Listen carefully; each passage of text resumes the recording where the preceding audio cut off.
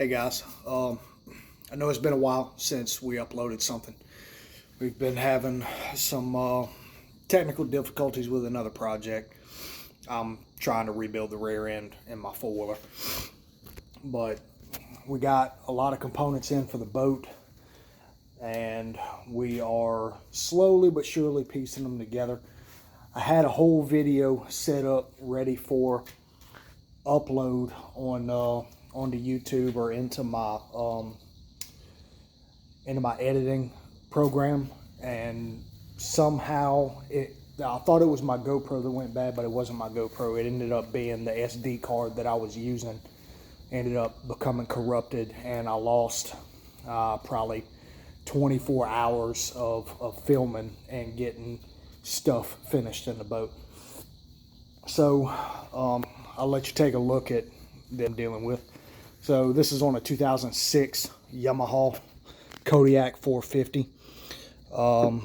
So you can see it was making this really loud popping noise, and I pulled the CV axles out of the rear end because I assumed it was the axles, and I pulled it apart, and it was not the CV axles. So the collars got stuck inside of the flange here, and I couldn't get them out. I guess they had just corroded themselves together over time.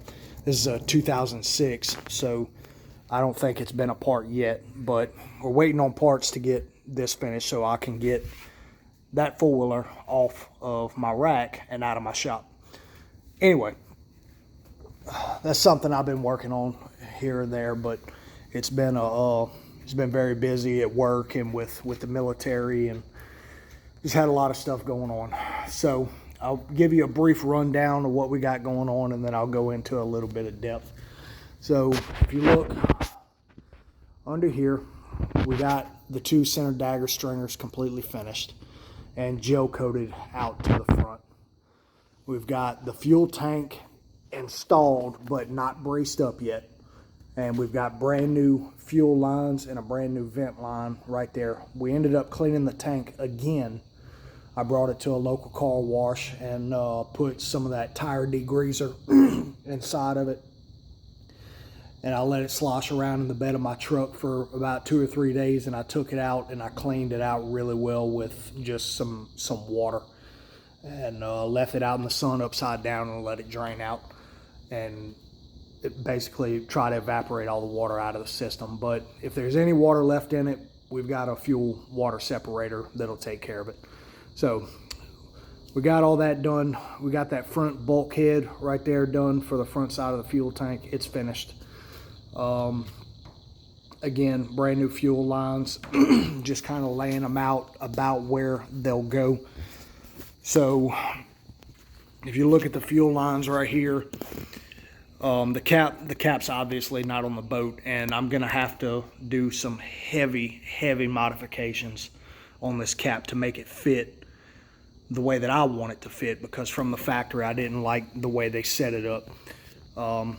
Essentially, I'm gonna try to make a deep hull bass boat out of this thing with a center console, because traditionally I'm a bass fisherman. So anyway, the floor, these two flanges right here and right here on that fuel tank is for cross braces to go this way so that the fuel tank don't slide. But right there you can see that the fill line and the vent line flanges sit above the height of the stringers where the floor should go. So I got to looking back at some old pictures, and I realized that the floor stopped just in front of this brace right here to keep the fuel tank from running back. So what I'm going to do is I'm going to take the old rod locker hatches and cut everything off the bottom of it and just set it on top and try and probably have to use a plumb bob, if I'm not mistaken, to see where exactly it should lay out. And we're gonna have to come in here with some vertical support for the front deck, and then we'll just have to box it all in and build our boxes and hatches from the inside out, instead of just setting the cap back on and calling it good. Because these, from the factory, these hatches were not completed. They essentially just put the I forget what they call it. It's like a finished cap where there's no overhang over here. It's just completely sealed cap that they put in a mold. But underneath the rod boxes, they had carpet. It came in like this and went up the side. So none of this was ever blocked off. It was just carpet sitting on the bare hull, basically. So there was no way to stop any moisture or anything from getting in there. But we're going to change that. So moving on back, obviously the fuel tank is installed. We've got to do some things to make it installed permanently. Like, we're going to glass in a little 1x2 across there, a little 1x2 across there. And then what I would like to do, I'm not sure if I'm going to do it yet, but what I would like to do is add a little flange that goes along this stringer on the inside here and along this stringer on the inside there to help give me a little more surface area for the floor to bond to. Obviously, we're going to have a 6-inch cutout here. But as you can see, we've got the brand new sending unit and the brand new pickup tube installed. That was a whole different story. I filmed the whole thing and I don't have any of it.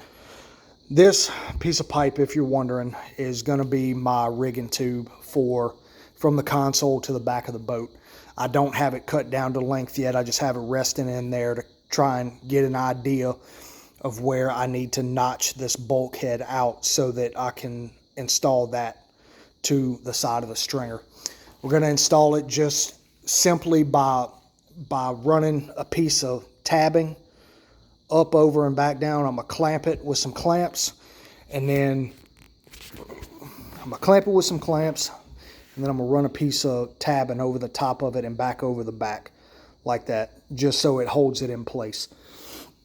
Then all of our wiring and hydraulic lines from the steering will go in through a 90 right about there, go all the way to the back, and then it'll pop out right there. And then obviously the wiring and everything will come through this side and tie into the side of the motor, and the bilge pumps will come up and over and tie in there to pump out.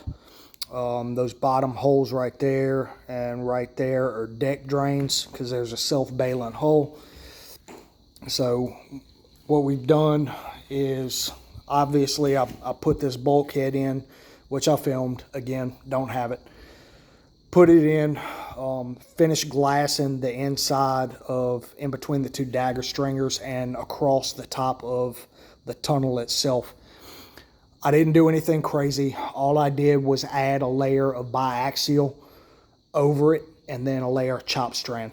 Nothing crazy, just added support for the tunnel. We came through here and I gel coated. I ran a gel coat through it with no wax and just kind of tried to fill in some of the deals that the minor cosmetic issues we had, because if we're being honest, this is all you're ever gonna see once the boat's finished. So I at least wanted to get all this filled in where the majority of the water should be flowing. Quote unquote, should be flowing. Hopefully it doesn't get in this area, but that's gonna happen. There's nothing we can do about it. So I added a center support in between the two dagger stringers, one as a shelf so I can put my pumps on, two, it's added support for the transom. And it's just a piece of 3/4 inch Baltic birch that I cut to fit. I glassed it on both sides with one layer of biaxial and one layer of chop strand. And then I tabbed it in all the way around with 1708. Obviously I used reinforced thickened resin to bond it in and create my radiuses. It's not a perfect layup, but this boat will be stronger than it ever was from the factory. So I gel coated all this with wax to help cure the resin, but we didn't go on top here because we've still got some laminations to do here when we install the floor. So moving on, these outside stringers are glassed on both sides with 2 layers of biaxial, and they are tabbed in with 2 layers of 1708 here and here. Now I contemplated not running them all the way to the front, but the more I thought about it, the more I realized that's an idiotic idea. So we're gonna go back with what we know, and we're gonna run it to there. We'll just cut another little section, run it to there, tab it in, and then we'll be ready to, I don't want to put the, I'd say we'd be ready to put the floor in, but I don't want to put the floor in yet. I don't want to put the floor in yet because I want to make sure that I have access to everything I need to get under here for, i.e. rigging, and make, like, if there's leaks that I don't know about, because I'm going to have to pressure up the system before. So there's a lot of work left to be done, but there is a light at the end of the tunnel, and we're not stupid far off. So I've recently picked up another boat. It's a 2006 21-foot Maverick Master Angler, which, if you don't know anything about those boats, they are very prominent in Florida, as well as Gulf Shores, Alabama, and even, you see some every now and then down here in South Louisiana, and maybe all the way out to Texas. But they're not a technical poling skiff. They're, in my opinion, they're a hybrid bay boat, flats boat. But I believe they're marketed as a flats skiff. Very nice boat. I'll have a whole nother video series on that one when I start working on it. It's been recovered, and I've made some videos of us doing the recovery. I'm not going to spoil the details because it's a pretty interesting story. But just giving you a little short update. I know we haven't been filming a lot. I've been super busy, but we're still continuing through. We got a lot of things going on right now, and I'm ADD or whatever, so I can't seem to manage my time properly. I jump here and there and all over the place. But anyway, I hope y'all are having a good one.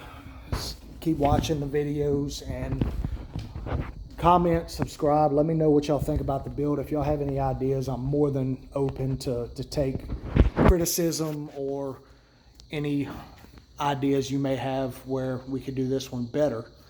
But the idea for this boat is, one, to get it finished and fish out of it, and then we're going to do the other boat while we're fishing out of this one, and then we're going to fish out of the other boat, and whichever one we like better as a family is the one that we'll keep, and the other one will get sold. So that being said, it's late tonight. It's almost 11 o'clock. I'm gonna clean up my tools here. I hope y'all are having a good one. Y'all stay tuned. We'll be back with another video soon.